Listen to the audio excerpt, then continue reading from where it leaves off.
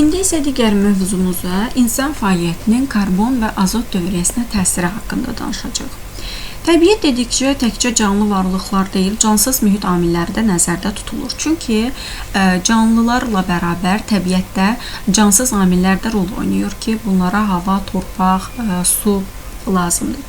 İnsanlar və digər canlılar sudan istifadə edirlər, içirlər. Bitkilər sudan istifadə edərək fotosintez məhsulu hazırlayırlar ki, bu məhsuldan da bitkiləri qidalanmaqda digər heyvanlar qidalanaraq bitkilərdə olan enerji digər heyvanlara ötürülür.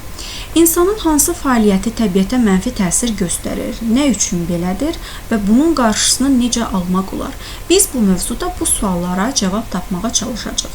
İnsanın fəaliyyəti zamanı antropogen mənfi təsirlər var ki, qlobal istiləşməyə qədər gətirib çıxarır bu zavod və fabriklərin tüstüsü, karbon dövriyyəsində istifadə olunan karbon məhsulları və bu da qlobal istiləşməyə gətirib çıxarır. Bunun qarşısını almaq üçün məsələn geniş meşə sahələrinin salınması və yaxud həmin o maddələrdən az istifadə daha yaxşı olardı. Və daha geniş olaraq bu sualların cavablarını mövzuda deyəcəm. Deməli, biosfer canlıların yer üzərində yaşayan yer kürəsinin bir ekosistemidir. Biosferə hidrosfer aiddir. Hidrosferdə çaylar, göllər, dənizlər, su mühiti və litosferin yuxarı hissəsidir ki, litosfer də yerin üst qatıdır. Canlılar yaşayan yerin üst hissəsidir. Litosferin yuxarı hissəsi və atmosferin alt hissəsi aiddir. Deməli, biosferə hidrosfer, bütün hidrosfer, yəni su mühiti, litosferin yuxarı hissəsi və atmosferin alt hissəsi daxildir. Biosfer üçün səciyyəvi olan enerji mənbəyi ilk öncə günəş enerjisi və maddələr dövranı nəticəsində alınan enerjidir. Fəaliyyət hissəsində bizə belə bir qida zənciri verilib və bu qida zəncirini müzakirə edin. Hansı maddələr növbəti zəncirə ötürülür? İlk öncə bitki produsentdir. Üzərinə yazıram. Produsent. Produsentlər nə idi? Günəş enerjisindən istifadə edərək karbon qazı və sudan özləri üçün üzvü maddə hazırlayan canlılar produsentlər adlanırdı. Produsent bitki özü üçün üzvü maddə hazırlayır və bu üzvü maddə ilə bu bitki ilə qidalanan digər bir canlı, burada dovşanın şəkli verilib. Dovşan həmin bitki ilə qidalanaraq onun bədəninə müəyyən qədər enerji ötürülür. 10% enerji dovşanın bədəninə keçirdi, 90% isə itki baş verirdi. Və dovşanla qidalanan digər bir canlı tülkü, dovşan burada birinci səviyyə konsumentdir və yaxud buna biz herbivor deyirik. Herbivor o idi ki, bitki mənşəli qida ilə qidalanan canlılar idi. İkinci, dovşanla qidalanır tülkü. Tülkü bu zəncirin ikinci səviyyəli konsumentidir və yaxud yırtıcı olduğuna görə dovşanla, yəni ətlə qidalandığına görə karnivor adlanır. Karnivor. Dovşanın bədənində olan enerjinin 10%-i tülkünün bədəninə keçdi. 90% isə itki şəklində ətraf mühitə xaric oldu. Tülkü də, dovşan da tənəffüs zamanı karbon qazını xaric edirlər. Həm dovşan, həm tülkü. Və xaric olunmuş bu karbon qazı atmosferdə toplanır, bitkilər tərəfindən fotosintez nəticəsində istifadə olunur. Digər tərəfdən isə canlılar arasında redusentlər var ki, redusentlərə bakteriyalar və göbələklər aiddir. Həmin bu redusentlər istər bitkilərin, bax, fikir versəz, ox həm bitkidən qoyulub, həm dovşandan, həm tülküdən. Bunlar ölmüş orqanizmləri parçalayırlar. Bitki də solub məhv olandan sonra, dovşan da öldü, tülkü də öldükdən sonra bu canlılar, redusentlər bunları parçalayıb torpağa qaytarırlar.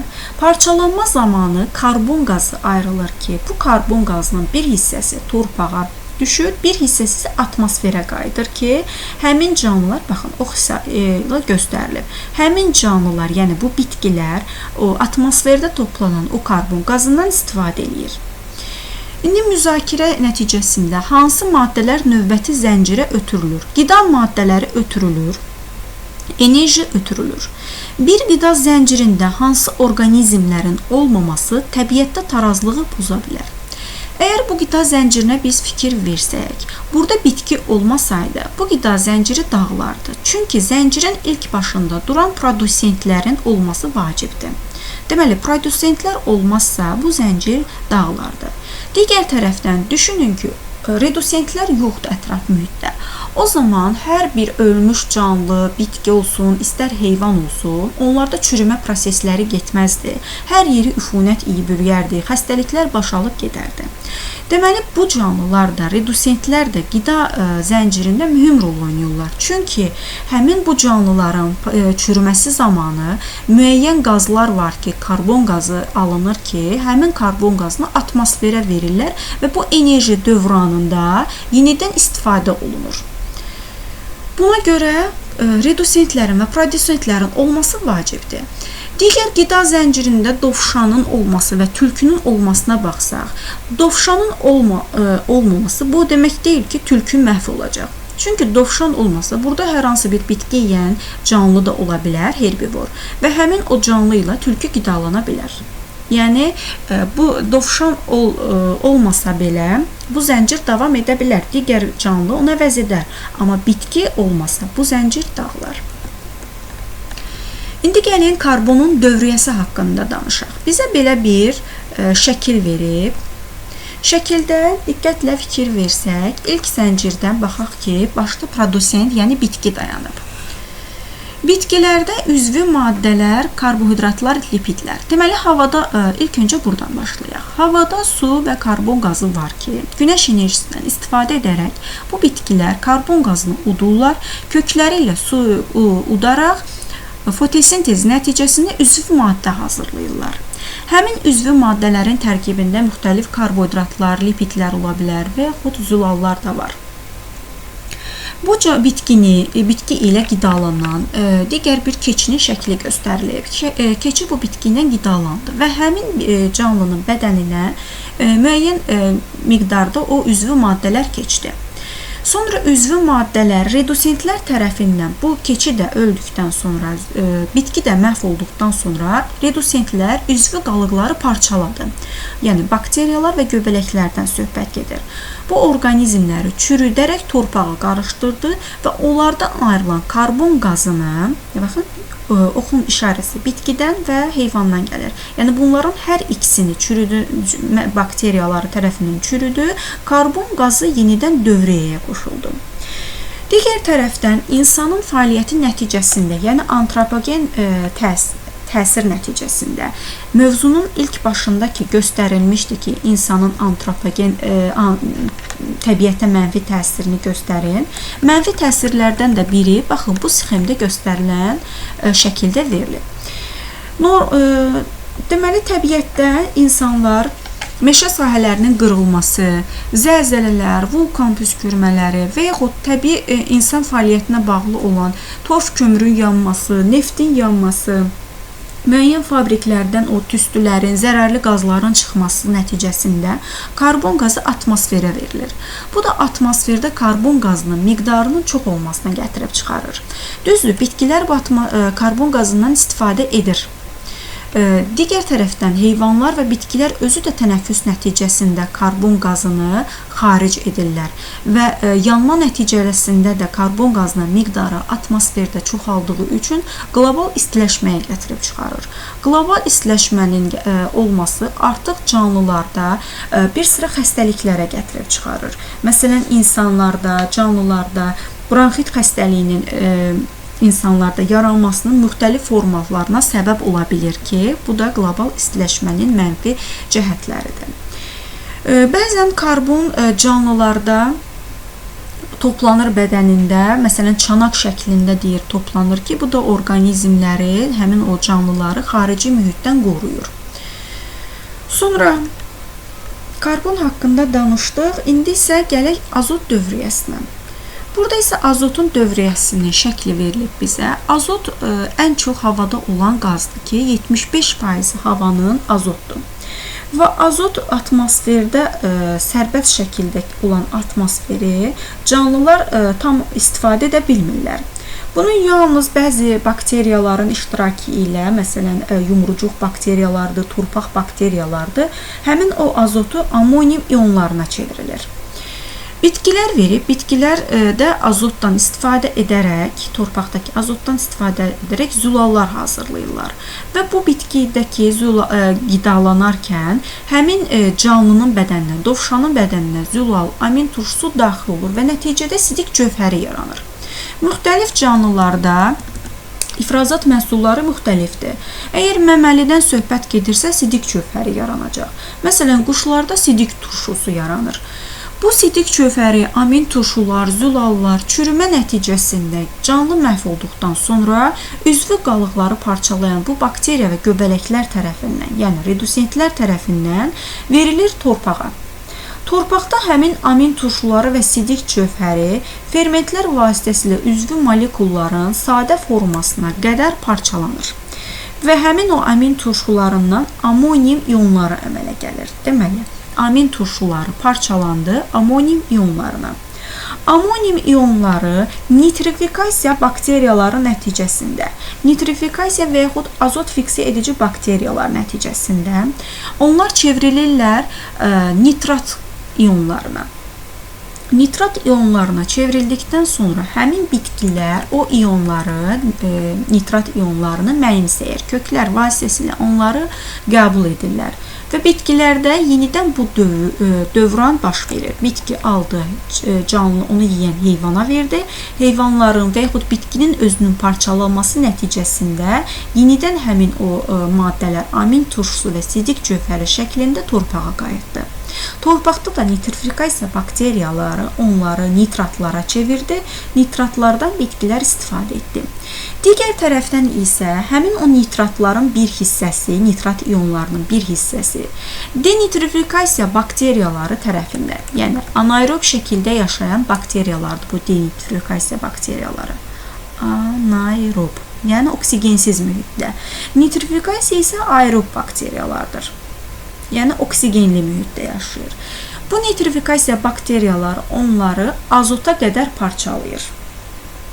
Azota qədər parçaladıqdan sonra azot sərbəst şəkildə fiks olunur və fəal daşınma, difuziya nəticəsində həmin o bitkilər azotdan istifadə edir. Həmin azotu istifadə edən kök yumrucuq bakteriyalarıdır ki, paxlalı bitkilərin köklərində yaşayır və azotu istifadə edir. İndi bizə torpağa, heyvanların maddələr mübadiləsinə son məhsulları da daxil olur və onlar mikroorqanizmlər tərəfindən oksidləşir. Bunu sizə aydınlaşdırdım. Və bu proses iki mərhələdə baş verir. Birinci mərhələdə amoniakın nitritə çevrilməsi. Sonra, buradan qeyd edim, deməli amoniak birinci mərhələdə çevrilir nitritə. Sonra nitrit özü çevrilir nitratlara, mənfiyə və bu prosesdə nitrifikasiya bakteriyaları tərəfindən aparılır. Azot dövrəsi demək olar ki, bütövlükdə canlı orqanizmlər vasitəsilə baş verir. İldırım çaxması zamanı az miqdarda azotlu birləşmələrin yaranması dövriyədə böyük rol oynamır. İldırım çaxanda havada şimşək zamanı sərbəst azot oksigenlə birləşir. Bunu kimyadan siz daha yaxşı bilərsiniz. Azot oksid əmələ gəlir ki, bu da dövriyyədə çox da böyük rol oynamır. Və bu reaksiya endotermik reaksiyadır, istiliyin udulması ilə gedir. Kənd təsərrüfatı fəaliyyəti zamanı da istixana effekti yarada bilir azot oksidləri də, karbon oksidləri kimi və bu da suların çirklənməsinə gətirib çıxara bilər, azotların çoxalması. Günümüzdə kənd təsərrüfatında məsələn bitkilərə çoxlu pestisidlərin və yaxud hormonların, gübrələrin verilməsi, azot tərkibli gübrələrin verilməsi onların tərkibində həmin maddənin çoxalmasına səbəb olur ki, bu da insan orqanizmi üçün zərərlidir. İnsan həmin qidalarla qidalananda həmin zərərli məhsullar orqanizmə keçir. Ona görə də Ümumdünya Səhiyyə Təşkilatı həmin məhsullarda nitratların çox olmasını, xəstəliklərə gətirib çıxarılmasını araşdırmışdı və bunları qadağan etmişdi. Digər tərəfdən həmin o maddələr torpağa qarışır, buxarlanır atmosferə yenidən və yağışların yağması nəticəsində turş yağışlar yağır ki, bu da orqanizmə zərərlidir və su hövzələrinin bəzən ölü zonalara çevrilməsinə gətirib çıxarır. Yəni orada olan canlıların ölməsinə gətirib çıxarır.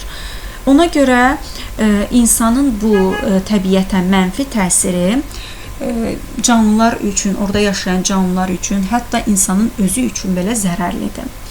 Öyrəndiklərinizi tətbiq edin hissəsində bizə belə bir qrafik verib. Qrafikdə qırmızı xətlə göstərilən, deməli, qırmızı xətlə göstərilib orta illik temperatur. Mavi xətlə göstərilən isə karbonun konsentrasiyasıdır. İndi fikir versəz görərik ki, illər ərzində, yəni 1840-cı ildən başlayaraq 2000-ci ilə qədər bu qrafikdə karbon qazının səviyyəsi artdıqca atmosferdə istiləşmədə, yəni orta temperatur da artıq yüksəlib. Bu iki göstərici bir-biri ilə necə əlaqəlidir? Bu əlaqəlidir ki, karbon qazının atmosferdə toplanması havanın temperaturunun istiləşməsinə gətirib çıxarmışdır. İkinci, bu qanuna uyğunluq nə ilə bağlıdır? İlk öncə, belə deyim ki, günəş şüaların nəticəsində atmosferdən yer səthinə şüalar enir. Bu şüaların müəyyən bir hissəsi yenidən atmosferə qayıdır. 58% enir və bunun 42% yenidən atmosferə qayıdır. Ancaq qlobal istiləşmə nəticəsini, yəni karbon qazının atmosferdə çoxlu toplanması həmin o qazların, infraqırmızı şüaların, infraqırmızı şüaların atmosferdən əks olunması prosesini çətinləşdirir və infraqırmızı şüalar atmosferə əks oluna bilmir. Bu zaman atmosferin, yəni müəyyən qatlarında, alt təbəqəsində toplanan həmin o infraqırmızı şüalar nəticəsində istilik yaranır ki, istixana effekti yaranır ki, karbon qazının toplanması nəticəsində. Bu da canlıları havanın istiləşməsinə gətirib çıxarır və canlıların sayının getdikcə azalmasına təsir göstərir. Digər tərəfdən prosesi dəyişmək mümkündürmü? Bəli, mümkündür. Bu prosesi dəyişməkdən ötürü ilk öncə yaşıllaşdırma zonalarının genişləndirilməsi lazımdır. Yəni, çoxlu miqdarda ağac əkimi, meşə zolaqlarının salınması, yaşıllıqların artırılması bu prosesi tənzimləyə bilir. Çünki bitkilər də həmin o karbon qazından istifadə edərək havada oksigenin artmasına gətirib çıxarır. Və digər tərəfdən insan karbon artıran zavod və fabriklərin o tüstüsü, maşınların yağları və yaxud neft yanması nəticəsində, fosil yanacaqlar nəticəsində atmosferə karbon qazı xaric edilir ki, bunlar da təbiətə zərərlidir. Öyrəndiklərinizi yoxlayın. Bitkilər atmosferdəki azotdan istifadə edə bilərmi? Bitkilər atmosferdəki azotdan birbaşa istifadə edə bilmir. Müəyyən bakteriyalar tərəfindən ki, dedik ki, kök yumurcuq bakteriyaları tərəfindən onların istifadə edə biləcəyi bir maddələrə, yəni nitratlara və yaxud amoniumlara çevirir ki, və bu zaman onlar artıq istifadə edə bilirlər. Nə üçün karbon ən vacib biogen element hesab olunur? Çünki orqanizmlərin tərkibinə daxil olan əsas maddələrdən, üzvü maddələrdən, yəni karbohidratlardır, zülallardır, yağlardır ki, bunların tərkibində karbon elementi var. Ona görə də əsas vacib biogen element hesab olunur. Atmosferdə karbon canlı orqanizmlərə qədər necə çatır? Deməli, bitkilər fotosintez zamanı karbon qazından və sudan istifadə edib üzvü maddə hazırlayırlar. Və bu üzvü maddələri də heyvanlar qidalanırdılar. Bu da karbonun dövriyyəsini, onlar da həmin üzvü maddələri, bitkiləri yedikdə qəbul etdiyinə görə üzvü maddənin də tərkibində karbon olur. Və bu zaman karbonu da qəbul edirlər. Karbon hansı proseslər nəticəsində atmosferə qayıdır? Dedik ki, karbon müəyyən antropogen təsirlər nəticəsində təbiətə qaytara bilər, atmosferə və yaxud çürüdücü orqanizmlər tərəfindən bu daxil edilə bilər və ya canlıların tənəffüsü nəticəsində karbon qazı ayrılır ki, bu da atmosferə xaric olunur.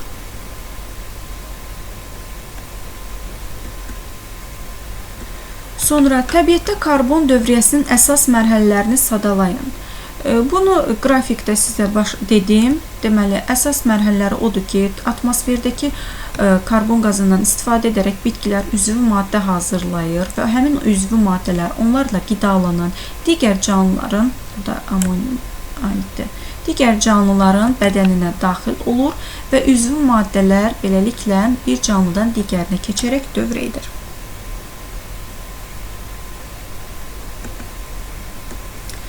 Produsentlərin, konsumentlərin və redusentlərin karbon dövriyyəsində rolu nədir? Produsentlər bitkilərdir və bitkilər günəşin işığından istifadə edərək fotosintez məhsulu, yəni üzvü maddə hazırlayır. Konsumentlər isə onlarla, bitkilərlə qidalandığına görə bitkilərin tərkibində olan həmin o üzvü maddələr konsumentlərin bədəninə daxil olur. Redusentlər isə həmin bu proseslərdə ölmüş canlıların çürüntüləri prosesini həyata keçirərək karbonu yenidən atmosferə qaytarır. Bu da karbon dövriyyəsinin həyatda rolu haqqında. Deməli, dərsimizdən bu qədər. Ümid edirəm ki, dərs xoşunuza gəldi. Əgər dərslə bağlı hər hansı bir sualınız və yaxud izah etməmi istədiyiniz mövzu varsa, rəylərdə bildirə bilərsiniz. Sağ olun.